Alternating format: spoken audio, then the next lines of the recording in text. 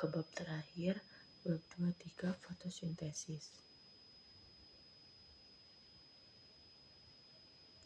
Sekarang kita sampai pada sumber pokok dari hampir semua energi biologi, yaitu pengambilan energi surya oleh organisme fotosintetik dan pengubahannya menjadi energi biomasa. Organisme fotosintetik dan heterotrofik hidup di dalam keadaan seimbang pada biosfer kita. Tanaman fotosintesis menangkap energi surya dalam bentuk ATP dan NADPH yang dipergunakan sebagai sumber energi untuk membuat karbohidrat dan komponen sel organik lainnya, dan karbon oksida dan air.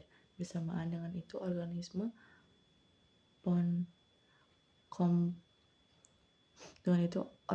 tersebut membebaskan oksigen ke dalam atmosfer. Sebaliknya, heterotrof aerobik mempergunakan oksigen yang dibentuk untuk menguraikan produk organik berenergi tinggi dari fotosintesis menjadi CO2 dan H2O untuk membentuk kembali ATP guna keperluan aktivitas sel itu sendiri. Karbon dioksida yang dibentuk oleh respirasi pada heterotrof kembali ke atmosfer untuk dipergunakan kembali oleh organisme fotosintetik. Oleh karena itu, energi surya memberikan tenaga pendorong bagi dua karbon dioksida dan oksigen atmosfer secara keseimbangan melalui biosfer kita. Bagaimana persamaan reaksi fotosintetik ditemukan? Joseph Priestley, salah seorang penemu molekul oksigen, melalui beberapa percobaan penting pertama mengenai fotosintesis pada tahun 1770 sampai 1780. Dia menemukan bahwa sejumlah udara yang berada di dalam wadah tertutup dapat dihabiskan dengan membakar lilin, sehingga keadaan ini tidak lagi menunjang pembakaran atau hidup seekor tikus di dalam wadah. Priestley lalu menemukan bahwa apabila potongan pohon min ditaruh di dalam wadah tersebut, udara dikembalikan perlahan-lahan sehingga keadaan ini kembali dapat menunjang pembakaran lilin dan hidup tikus di dalam wadah tersebut.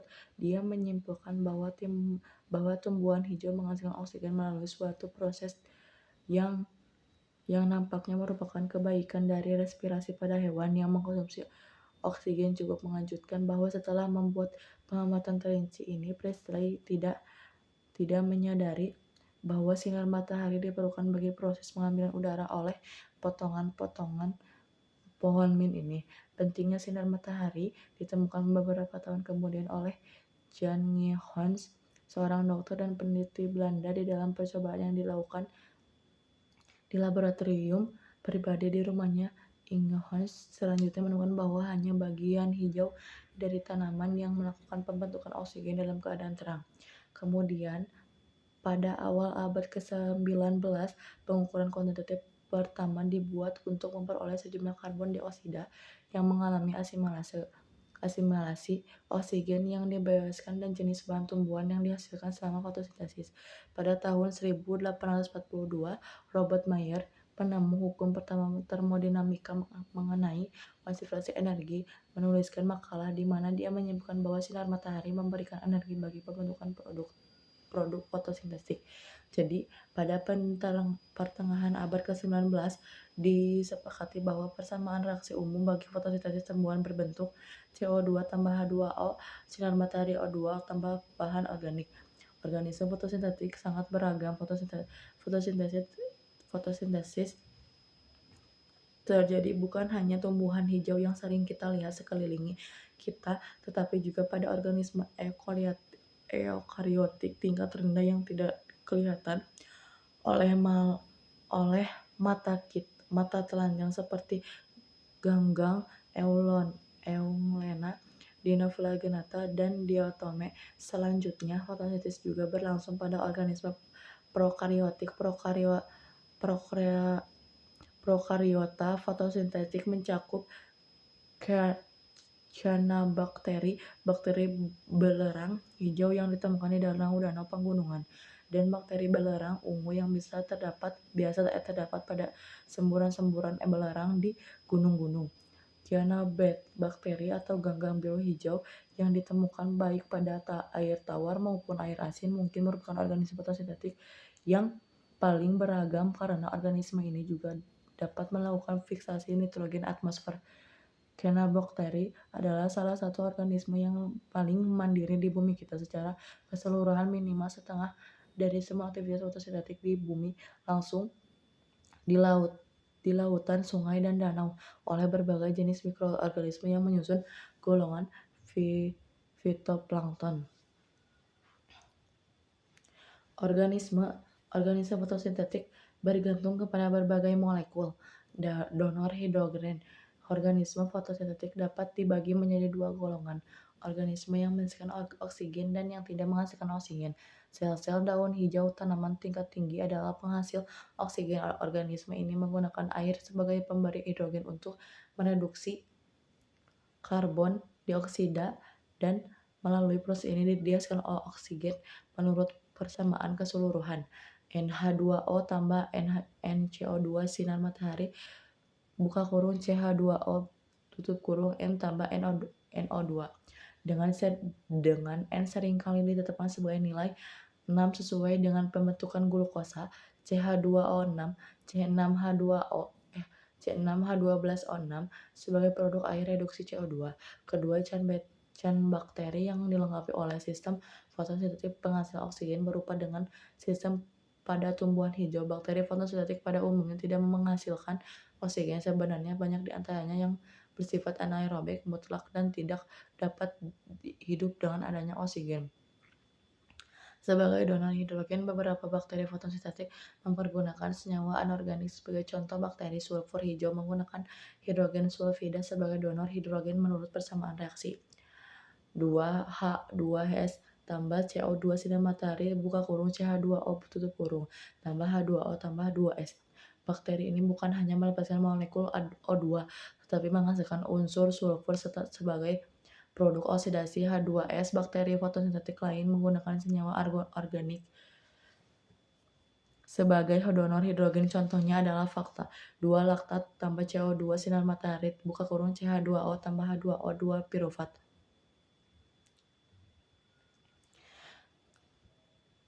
Cornelis Panel, seorang pelopor di dalam penelitian metabolisme komparatif, mengemukakan hipotesis bahwa fotosintesis tumbuhan dan bakteri merupakan proses yang pada dasarnya serupa walaupun ada perbedaan di dalam jenis molekul donor hidrogen yang dipergunakan. Persamaan ini terlihat nyata apabila persamaan fotosintesis dituliskan dalam bentuk yang lebih umum dengan H2D melambangkan suatu molekul donor hidrogen dan satu sisanya, maka H2D dapat merupakan air hidrogen sulfida laktat bergantung kepada spesies organisme fotosintetik. Kita bawa molekul oksigen yang dibentuk selama fotosintesis maunya dari air dan bukan dari karbon oksida. Percobaan pelacak isotop dengan air atau karbon dioksida yang diberi label 18O mengandung ramalannya. Bab ini terutama akan berhubungan dengan fotosintesis penghasil oksigen pada tumbuhan hijau. Fotosintesis terdiri dari fase terang dan gelap. Fotosintesis pada tumbuhan hijau terjadi dalam dua tahap. Reaksi terang yang terjadi hanya jika tumbuhan diberi cahaya matahari. Reaksi gelap yang dapat terjadi dengan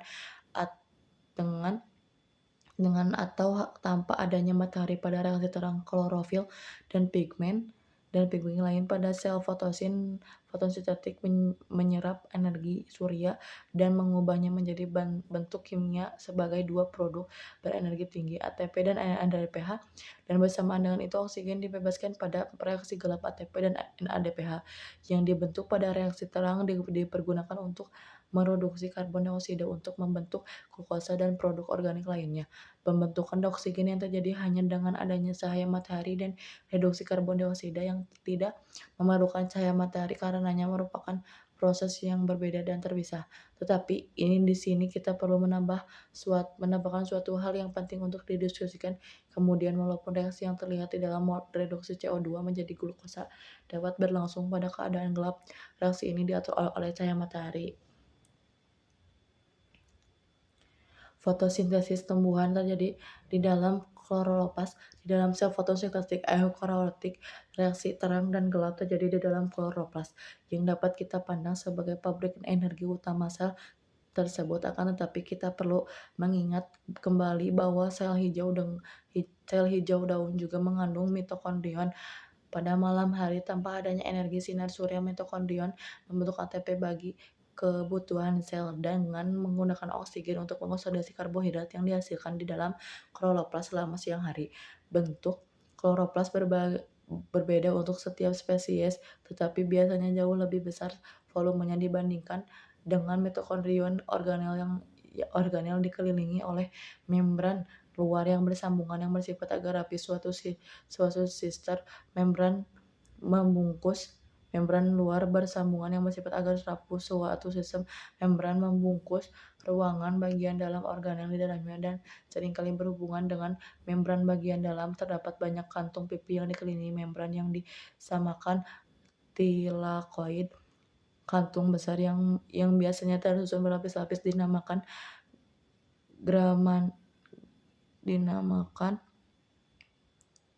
dinamakan grana. Membran tilakoid mengandung semua pigmen fotosintetik pada kloroplas dan semua enzim yang diperlukan bagi reaksi primer yang bergantung kepada cahaya matahari. Cairan di dalam ruangan yang melingkupi kantung tilakoid atau stroma mengandung hampir semua enzim yang diperlukan bagi reaksi gelap yang mereduksi CO2 untuk membentuk glukosa. Pada banyak spesies, reaksi gelap juga terjadi di dalam sitosol sel. Kloroplas dapat dengan mudah diisolasi dari ekstrak hancuran daun bayam dengan sentrifugasi bertahap. Absorpsi cahaya matahari mengeksitasi molekul. Sinar matahari yang tampak adalah radiasi elektromagnetik dengan panjang gelombang antara 400 sampai 700 nm. Cahaya matahari timbulkan oleh fusi ini. Atom hidrogen membentuk atom helium dan elektron. Proses ini berlangsung dalam temperatur yang sangat tinggi pada bagian dalam matahari. Reaksi keseluruhannya adalah 4H He tambah 2E min H tambah Hv.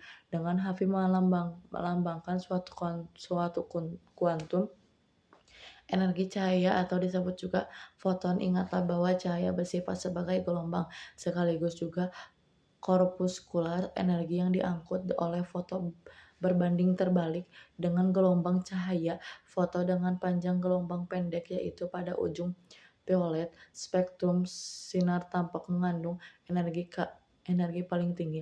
Kemampuan suatu senyawa kimia untuk menyerap cahaya bergantung kepada susunan elektron di sekeliling ini atom pada struktur senyawa tersebut. Bila mana foton diserap oleh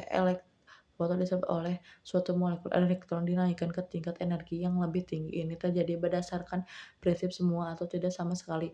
Untuk menaikkan elektron, foton harus memiliki sejumlah energi minimum. Sebab itulah digunakan istilah kuantum molekul yang telah hanya dan penguraian fluoresenya merupakan proses yang sangat cepat. Hanya beberapa pikodetik 1 pikodetik 10-12 detik saja yang diperlukan untuk melakukan ekstasi molekul klorofil di dalam tabung reaksi. Lagi pula, molekul tereksitasi tetapi tetap dalam keadaan demikian hanya untuk waktu yang sangat pendek. Telah diperhitungkan bahwa suatu pesawat Concorde yang bergerak dengan kecepatan maksimum mencapai jarak 6 mikron pada saat suatu molekul klorofil berada dalam keadaan tereksitasi. Klorofil adalah utama penyerap cahaya. Sekarang marilah kita memperhatikan pigmen cahaya di dalam membran tilakoid. Yang paling penting adalah klorofil hijau, suatu molekul kompleks Mg2+ yang menyerupai protoporfirin hemoglobin. Klorofil A terdapat di dalam kloroplas semua sel tumbuhan hijau terdiri dari 4 cincin tersubstitusi suatu di antaranya. Terreduksi. Klorofil A mempunyai cincin kelima yang bukan merupakan pirol sifat 5 cincin porfirin sisi isoprenoid panjang yang terdiri dari fitol alkohol yang sertifikasi dengan gugus karboksil substituin pada cincin 5 keempat atom nitrogen sentral klorofil A karbonisasi dengan Mg12. Sel fotosintesis tumbuhan tingkat tinggi selalu mengandung dua tipe klorofil. Yang satu selalu merupakan klorofil A, sedang yang lainnya pada beberapa spesies adalah klorofil B yang memiliki suatu gugus aldehid sebagai pengganti gugus metil yang terikat pada cincin 2. Klorofil 2 dan B murni dapat diisolasi dari ekstrak daun dengan menggunakan prosedur kromatografi walaupun keduanya berwarna hijau. Spektra penyerapannya sedikit berbeda. Kebanyakan tumbukan tingkat tinggi mengandung kurang lebih 2 kali lebih banyak klorofil A dibanding klorofil B. Tilakoid juga mengandung pigmen pelengkap. Selain klorofil, membran tilakoid mengandung pigmen lain penyerap cahaya yang secara bersama-sama disebut pigmen pelengkap. Pigmen pelengkap ini meliputi bermacam-macam.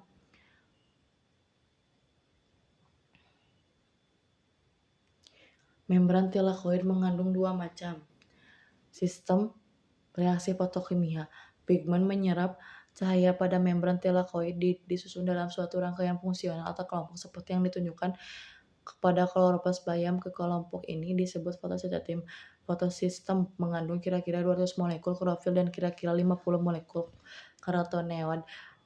Kelompok ini dapat menyerap cahaya melebihi seluruh spektrum cahaya tampak, tetapi khususnya menyerap dengan baik antara 400-500 dan 600-700 nm. Semua molekul pigmen di dalam fotosintesis dapat menyerap foton, tetapi hanya ada satu molekul dalam setiap kelompok yang benar-benar dapat mengubah cahaya menjadi energi kimia. Molekul pigmen khusus pengubah energi ini terdiri dari molekul klorofil yang dikombinasikan dengan suatu protein khusus dan disebut pusat reaksi fotokimia. Semua molekul pigmen lain pada fotosistem atau kelompok tersebut dinamakan pemanen cahaya atau molekul antena. Fungsinya adalah menyerap energi cahaya dan mengirimkannya dengan laju yang sangat tinggi kepada setiap pusat reaksi tunggal tempat terjadinya proses fotokimia. Membran tilakoid kloroplas tumbuhan memiliki dua macam fotosistem masing-masing dengan rangkaian klorofil permanen cahaya dan molekul karotenoid dan pusat reaksi fotokimianya sendiri. Fotosistem satu yang tereksitasi secara maksimum oleh cahaya pada panjang gelombang yang lebih panjang memiliki rasio klorofil A terhadap klorofil B yang tinggi. Fotosistem 2 yang terletak secara maksimum oleh cahaya di bawah 680 nm mengandung relatif lebih banyak klorofil B dan mungkin juga mengandung klorofil C. Energi cahaya mengakibatkan alisan elektron ke atas. Bagaimana energi cahaya yang ditangkap oleh kloroplas menginduksi elektron yang mengalir ke atas. Jika molekul klorofil pada membran tilakoid dieksitasi oleh cahaya, tingkat energi elektron di dalam sulurnya diikatkan oleh sejumlah ekuivalen energi cahaya yang diserap oleh klorofil menjadi tereksilasi. Energi eksitasi elektron ini sekarang berpindah dengan cepat melalui kelompok molekul pigmen permanen cahaya ke pusat reaksi fotosistem. Di sini elektron memperoleh energi dalam jumlah besar. Elektron yang panas ini dikeluarkan dari pusat reaksi dan diterima oleh molekul anggota pertama rantai pembawa elektron. Akibatnya molekul pembawa elektron pertama rantai ini menjadi tereduksi, dengan kata lain menerima elektron, sedangkan pusat reaksinya menjadi teroksidasi atau mengalami kehilangan elektron. Pusat reaksi di dalam keadaan teroksidasi ini dikatakan mempunyai lubang elektron. Elektron kaya energi yang memiliki tekanan reduksi yang sangat tinggi sekarang pindah dari penerima elektron pertama menurut di sepanjang nilai molekul pembawa elektron menuju NADP+ yang direduksi menjadi NADPH. Fotosistem 1 dan 2 bekerja sama membawa elektron dari H2O ke NAD+. Rangkaian pigmen permanen cahaya atau pigmen antena dan pusat reaksinya yang menyumbangkan elektron kaya energi untuk produksi NADP+ adalah fotosistem 1 yang dieksitasi secara maksimum oleh cahaya dengan panjang gelombang 700 mm. Akan tetapi, telah ditemukan bahwa kloroplas harus diberikan cahaya tidak hanya pada 700 mm tetapi juga pada panjang gelombang yang lebih pendek, misalnya 600 mm, untuk memaksimumkan laju pelepasan oksigen. Jika kloroplas diberikan cahaya hanya pada panjang gelombang 600 mm dan tidak pada 700 mm, maka terjadinya penurunan yang nyata pada pembebasan oksigen yang disebut penurunan merah, karena paling panjang gelombang 700 mm terletak pada batas merah spektrum. Percobaan ini menghasilkan kesimpulan adanya dua fotosistem yang menyerap cahaya pada puncak panjang gelombang yang berbeda dari keduanya sama pada reaksi cahaya fotosintesis tanaman yang membebaskan oksigen. Diagram pada yang seringkali disebut skema Z, memberikan ringkasan lintas aliran elektron di antara kedua fotosistem dan juga hubungan energi pada reaksi cahaya. Pertama-tama marilah kita melihat lintas aliran elektron oleh cahaya. Jika kuanta cahaya diserap oleh fotosistem 1, elektron kaya energi yang dikeluarkan dari pusat reaksi mengalir sepanjang rantai pembawa elektron menuju NAD+ untuk mereduksinya menjadi NADPH+. Ini meninggalkan lubang elektron pada fotosistem 1. Lubang ini kembali diisi oleh elektron yang dikeluarkan oleh pemberian cahaya pada fotosistem 2 yang datang melalui rantai penghubung molekul pembawa elektron, tetapi hal ini meninggalkan lubang elektron pada fotosistem 2. Lubang ini yang kembali diisi oleh elektron dari H2O. Molekul air diuraikan menghasilkan 1 elektron yang diberikan kepada lubang pada fotosistem 2, ion H+ yang dilepaskan ke media, dan 3 molekul oksigen yang dilepas menuju fase gas. Persamaan pemberian air adalah 2H2O, 4H+, 4-O2. Karena skema Z menggambarkan jalur lengkap aliran elektron H2 ke NAD+ berdasarkan persamaan. Skema Z memperlihatkan profil energi transport elektron fotosintetik, memperlihatkan tidak hanya lintas elektron dari H2O menjadi NADP+, tetapi juga pemasok hubungan dari energi sumbu vertikal. Pada diagram ini menunjukkan proses pemindahan elektron yang terjadi pada ke arah atas tanda panah. Warna membutuhkan masukan energi cahaya dan proses perpindahan elektron ke bawah. Tanda panas abu-abu terjadi dengan energi bebas yang berkurang. Absorba kuantum cahaya oleh fotosistem 1 mendorong elektron dari keadaan relatif miskin energi menuju keadaan energi yang menyebabkan pusat reaksi fotokimia yang tereksitasi ini menjadi produksi yang amat kuat sehingga elektron mengalir ke bawah dari senyawa ini menuju NAD+, mereduksinya menjadi NADH. Beberapa senyawa pembawa elektron ikut serta dalam transport elektron fotosintetik. Bila pusat fotosistem 1 yang merupakan suatu molekul kompleks klorofil A dengan protein khusus dieksitasi oleh kuantum cahaya yang diterima dari molekul antena, terjadi penurunan dalam penyerapan cahaya kloroplas pada panjang gelombang 700 mm. Karena itulah pusat reaksi fotosistem 1 biasanya ditandai dengan P700, molekul pembawa elektron pertama di dalam rantai dari P700 menuju NAD+. Dianggap sebagai protein sulfur base ditunjukkan sebagai P430. Pembawa elektron berikutnya adalah ferredoksin yang juga merupakan protein sulfur base tetapi berbeda dengan P430. Ferredoksin bayam yang telah diisolasi dan diskrilisasi mempunyai berat molekular sekitar 10,700 dan mengandung 2 atom besi yang terikat pada 2 atom sulfur labil asam.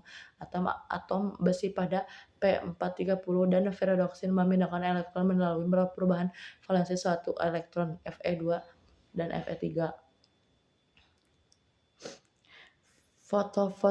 Fosforilasi ADP berkaitan dengan transport elektron fotosintetik. Sekarang kita telah melihat bagaimana satu di antara dua produk yang kaya energi dibentuk di dalam radiasi terang, yaitu NADPH yang dihasilkan oleh transport elektron fotosintetik dari H2O ke NAD+. Bagaimana halnya tentang produk kaya energi lainnya, yaitu ATP. Pada tahun 1954, Daniel Arnold dan kawan-kawannya di Universitas California di Berkeley menemukan bahwa ATP diperoleh dari ADP dan fosfat selama transport elektron fotosintetik kepada kloroplast bayam yang diberikan cahaya. Bersamaan dengan itu dan secara terpisah, Albert Frankel di Universitas Minnesota membuat pengamatan serupa ketika dia memberikan cahaya kepada struktur serupa membran yang mengandung pigmen yang disebut kromatofor berasal dari bakteri fotosintetik. Kloroplast juga mengaktifkan aliran elektron siklik dan fotosintetik fosforilisasi siklik. Tipe lain aliran elektron yang terproduksi oleh cahaya dapat terjadi di dalam kloroplast disebut aliran elektron siklik. Untuk membedakannya dari aliran elektron yang biasanya bersifat satu arah atau non-siklik yang berlangsung dari H2O ke NAD+, aliran elektron siklik yang meliputi fotosintesis. Fotosistem aliran ini disebut siklik karena elektron ditingkatkan ke penerimaan elektron pertama 4-30 oleh pemberian cahaya pada fotosistem 1 dan bukannya diberikan ke NAD+, mengalir kembali ke dalam lubang elektron fotosistem melalui jalan pintas. Bersamaan reaksi keseluruhan fotosintesis tumbuhan, perubahan energi bebas baku untuk sintesis glukosa dari CO2 dan H2O oleh reaksi adalah tambah 686 kcal/mol. Ingat kembali bahwa oksidasi glukosa oleh kebaikan persamaan ini berlangsung dengan penurunan sebesar 68 kcal/mol. Secara melihat kita dibandingkan kebutuhan energi ini dengan energi yang dihasilkan oleh reaksi cahaya fotosintesis tumbuhan. Ingatlah bahwa ada 2 kuantum cahaya harus diabsorpsi satu oleh setiap fotosistem untuk melangsungkan aliran suatu elektron dari H2O ke NAD+.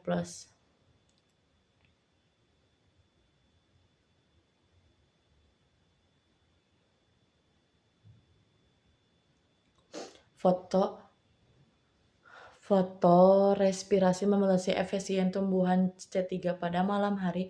Sel ini, hijau, daun, tumbuhan C3 dan C4 melakukan respirasi dan fosforilisasi di dalam mitokondrion dengan menggunakan substrat yang dihasilkan oleh fotosintesis pada periode pencahayaan sebelumnya. Suatu pertanyaan sekarang timbul, apakah sel daun yang juga bernapas dalam keadaan terang selama fotosintesis aktif atau selama respirasi mitokondrion itu menjadi terhenti? Fotoserpirasi merupakan proses yang boros. Pertama, reaksi ini mengalihkan kekuatan mereduksi pada reaksi terang dari biosintesis adalah glukosa menuju reduksi oksigen. Kedua, tidak seperti respirasi mitokondrium atau fotorespirasi, tidak diikuti oleh fosforilisasi oksidatif karena fotorespirasi membuang bagian yang baik dari energi surya yang tertangkap oleh reaksi terang. Ada hal yang penting. Ketiga, fotorespirasi sangat aktif pada tumbuhan C3 tetapi hampir tidak terjadi tumbuhan C4 yang berasal dari tropik. Bakteri yang menyukai garam menggunakan energi cahaya untuk membentuk ATP.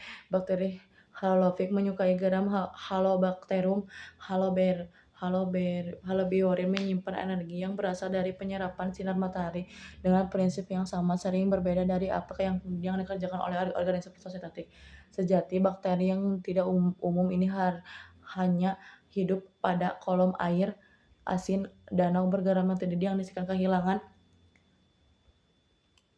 Organisme fotosintetik merupakan model untuk merancang sel energi surya. Karena mekanisme fotosintetik kloroplast sangat efisien dalam mengubah energi surya menjadi energi kimia ATP atau NADPH, banyak penelitian yang dilakukan untuk menstimulasi proses ini dengan sistem molekul buatan yang lebih sederhana dengan harapan memanfaatkan aliran energi surya tidak habis-habisan di atas permukaan bumi.